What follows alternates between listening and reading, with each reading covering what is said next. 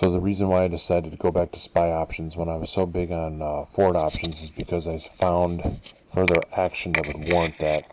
So let's take a look here. So let's go back to Ford on the 15 minute.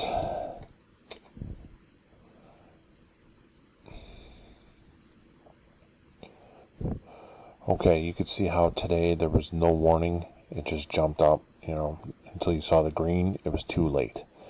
Now, look at this real carefully and watch what happens when I go to SPY. SPY.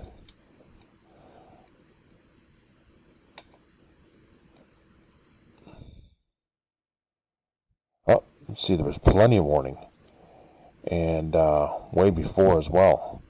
It turns out that this cycles a lot more smoothly and with a lot more warning. And if we stick with $1.50 options, as I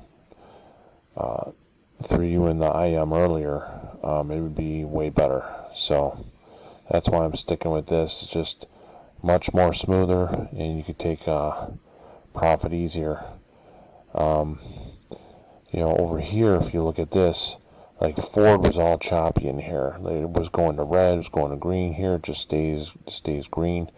And if you take the third expiration out, you can make a decent amount of money. Like if you got in around here, and you end up like way up here. Let's go back further.